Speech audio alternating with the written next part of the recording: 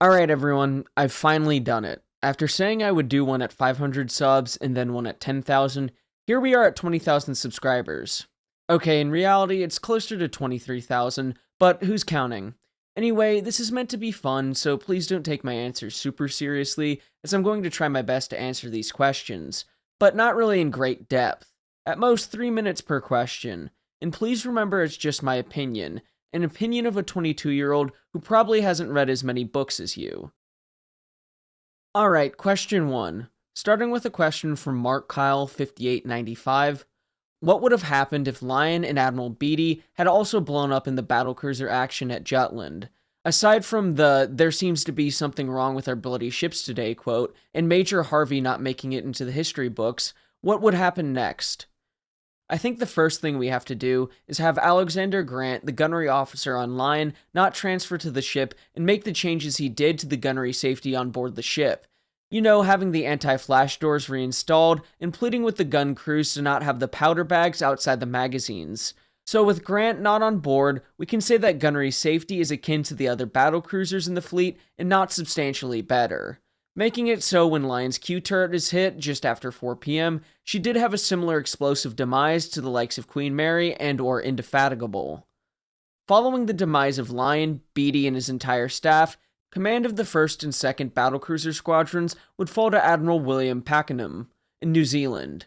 Now, Pakenham was about 10 years older than Beatty and was considered by many to be a genius, devoting his life to the Royal Navy, never marrying, even serving as an observer during the Russo-Japanese War, viewing the Battle of Tsushima. But he was a rather odd man, sleeping fully dressed, collared, and booted whenever at sea.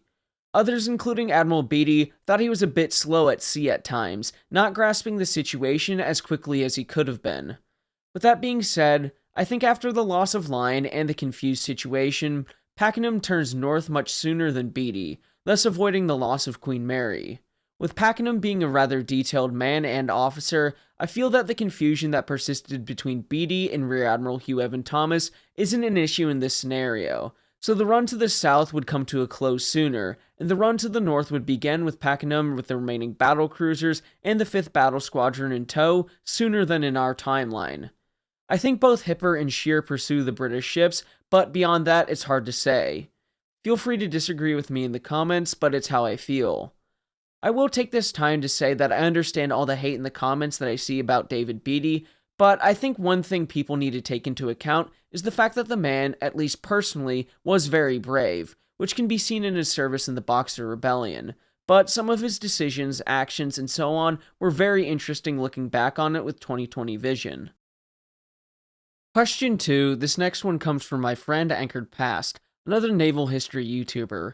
And his question is a 3-parter, but for the sake of time, I will summarize the questions, which is, how did the concept of an armored cruiser hold up in the First World War, specifically with SMS Blucher in the Scharnhorst class? Starting with Blucher, I think the ship itself was a good ship. Her armament, speed, and armor were sufficient for battle with other armored cruisers or smaller ships.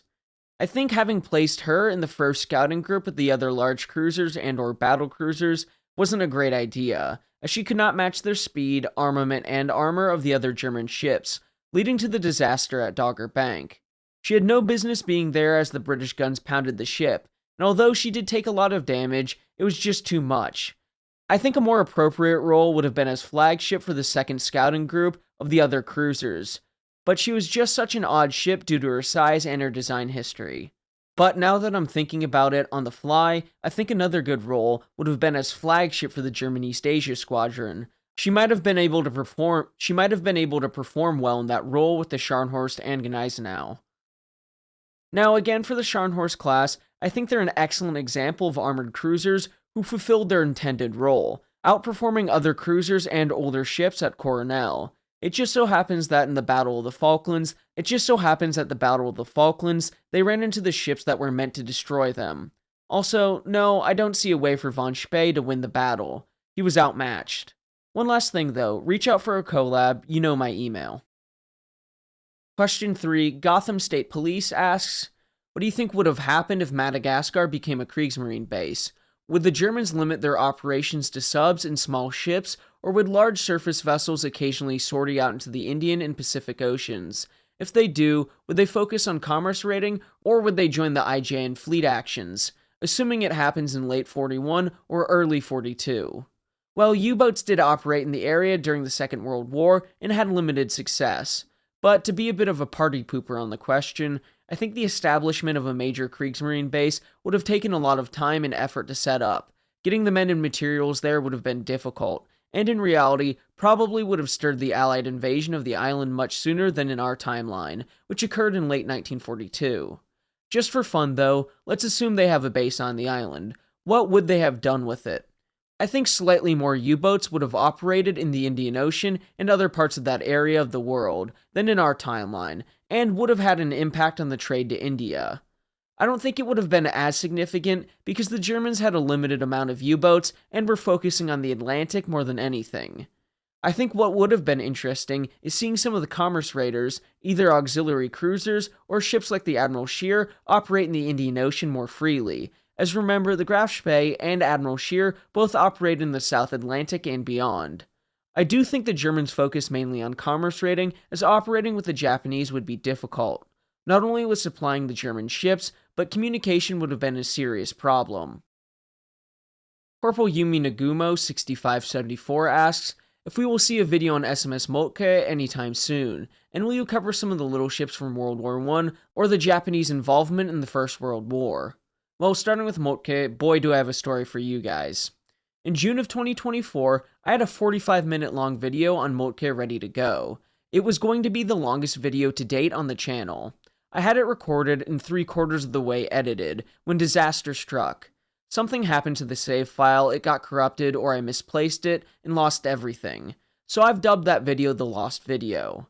I've been mad about it since and have yet to re-record the thing. I'll eventually get back to the video on SMS Moltke, but for now, it's just the video that got away. As for the destroyers and cruisers of World War I and Japan's involvement in the First World War, that just all depends. You guys have to understand I post one video per week, and that does take quite a bit of time. And even then, I have to pick and choose subjects that not only I find interesting, but topics most people will find interesting. Because at the end of the day, although I enjoy making videos, it's a long process. On top of that, the softwares and books I use aren't free, so I do have to be careful on what subjects I choose. I could see myself doing something with destroyers and cruisers or Japan in a larger video. In that larger video, it could be something in the Weird and Wacky Ships video, or a new series, but probably not a standalone video. I will say, I do need to make more videos on the Imperial Japanese Navy. Question 5, Finley Scott 7894 asks, only focusing on the naval side, do you think Italy could have won a naval war against France? France hadn't been invaded at this time in World War II, considering the lead up to World War II, and both were in an arms race. Well, you caught me at a good time, as I've been reading up on the Marine Nationale recently and feel pretty good about my answers. Okay, looking at things in a vacuum in, say, June 1940, I think it is a pretty even fight. Starting with capital ships, France has the 2 Dunkirks in service, a fast arm, and both could have certainly fought in the battle line. The Bretagne class making up the older and slower part of the battle line, with the Corbett's not in the best shape due to their age. On the Italian side, you'd have the 2 refitted Cavours in service, with the Andrea Dorias coming out of their refit shortly after in July. So strictly speaking in June, I'd give the capital ships to the French. But in a prolonged naval war, you'd have to give it to the Italians with the Vittorio Venetos coming, even with Jean Bart and Richelieu. Now, for the cruisers, I think the Italians have the edge with cruisers. Their heavy cruisers especially. The Trentos and Zaras were very good ships, and the light cruisers were also excellent. As for light ships, the 2 sides were really going at it in large destroyers, as I've covered a long time ago on this channel. But I think the French would have the edge with their large destroyers and other smaller craft. In this vacuum, it's hard for me to say who comes up on top. I lean towards the French if it's just June 1940. But if it's a longer war just between Italy and France, I think Italy wins the war of attrition in terms of having newer ships coming into service. Now, that's just in a vacuum. If France doesn't fall or the French Navy decides to join the Royal Navy after the fall of France, I think with Royal Navy support, the French battle line is able to easily handle the Cavours and the Doria-class ships, along with having the 2 Dunkirks to handle the Regia Marina's cruisers. Question 6. Joe JJR 1368 asks, what's your favorite British ship? Well, there are a lot. I think it's probably better if I go class by class for the era the channel covers. For battleships, Warspite is a very obvious pick. I love the grand old lady. For battlecruisers, I love the looks of Tiger. She's very similar to the Congos and amongst the most aesthetically pleasing ships out there. For cruisers, it's hard to go against HMS Belfast, considering her history and the fact that she's still around. But for looks, I love the County class cruisers.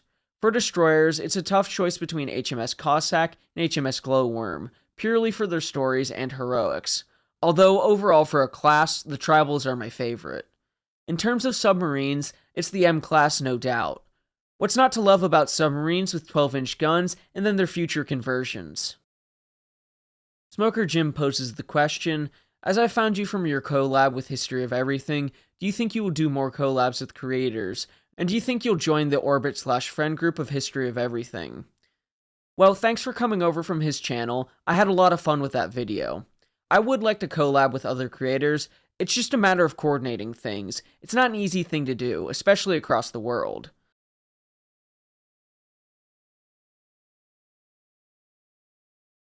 Danish Ball Official 2176 asks, what's your opinion on Nordic navies during World War II, or what's your favorite French ship of World War II?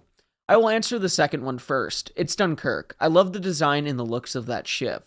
It's just so French. My opinion on the Nordic navies during the Second World War? Well, I think both Denmark and Norway were underprepared and didn't stand a chance with their outdated craft. The Swedes, on the other hand, I think could have given the Kriegsmarine a real fight. Their coastal defense battleships were excellent ships, and well modernized along with their other forces. The Finns, if we're counting them as a Nordic country, are very interesting. They have, without a doubt, my favorite class of coastal defense ships, although I can't pronounce their names because they're Finnish. I'll put it up on screen now. The Finnish navy was just too small to do anything of note besides defending the coasts. But overall, I love the Nordic navies of the period, a very interesting and eclectic bunch of ships. Also, since you're Danish, do you think the Niels Yu would have done anything if she made it to the Royal Navy? Question 9, Grumpy Old Bugger writes, what is the flying velocity of an unladen Swallow coming in for a landing on the old Royal Canadian carrier HMCS Bonaventure? It's a very interesting question, but it really depends. Is it an African or European Swallow? I can't answer it until I know. Question 10, Andrew writes, what are the top 5 books you'd recommend to viewers who like the period/topic of your channel? Very good question and a tough one for me to narrow down, so I'll try my best. Number 1, I have Castles of Steel, Britain, Germany, and the Winning of the Great War at Sea by Robert K. Massey.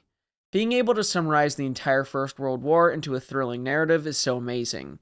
It might be one of my favorite books of all time. Number 2, more for the information in the book, The British Battleship 1906 to 1946 by Dr. Norman Friedman. I love Dr. Friedman's books for the information, but the good doctor's writing can be a little bit tiresome at times.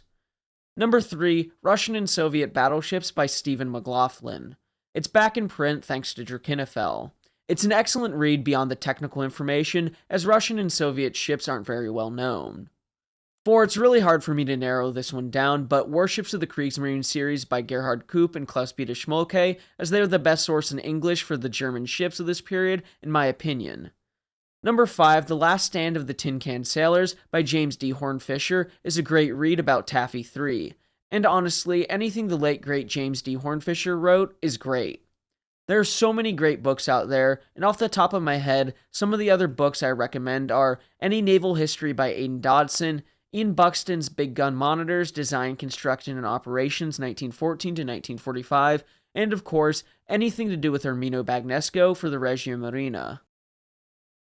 Question 11, Madsada 7647, longtime supporter of the channel and channel member, asks, what is your most memorable naval moment involving the Royal Australian Navy? I really had to think about this one. It has to be my experience reading Ship of Ghosts, the story of USS Houston, FDR's legendary lost cruiser, and the epic saga of her survivors, where in the Battle of Sunda Strait, USS Houston and HMAS Perth went down together in a disaster following the Battle of the Java Sea. As an American, the plight of both American sailors and Australians makes for a pretty emotional read, and the bravery the Australians showed is really something. Also, you really can't go wrong with Australian destroyers in World War II. Another read, Japan's Pacific War, Personal Accounts of the Emperor's Warriors by Peter Williams, gives a lot of credit to the hardiness of the Australian sailors and soldiers they faced. I really need to do some more Aussie stuff. Look for some more. Question 12. We come to one of the channel's longest running supporters and someone present at every live, Stephen Richards 339, who asks, was the Bismarck sunk by the Royal Navy or scuttled by our crew? Probably the most controversial question on the list, so thanks, Stephen. But in all seriousness, I think it's a very difficult one to say one way or the other, as none of us were there, and we have to deal with first and second-hand accounts of people who were there. I think it's possible either way, but if I were to make a guess, I'd say the Royal Navy sunk the Bismarck. Although, thinking on it, either way, they sunk it by their own force of arms, or indirectly by forcing the German crew to scuttle that mighty beast. Either way, the ship went down, and I don't know why some people get so angry on the internet over it. Okay, with that, the first Q&A is concluded.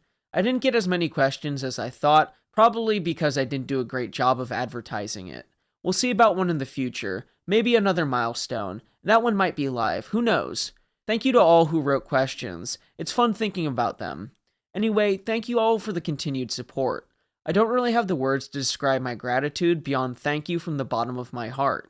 I hope to continue to make videos for the foreseeable future, and hopefully you all will continue to watch. Until next time, my friends, have a great week.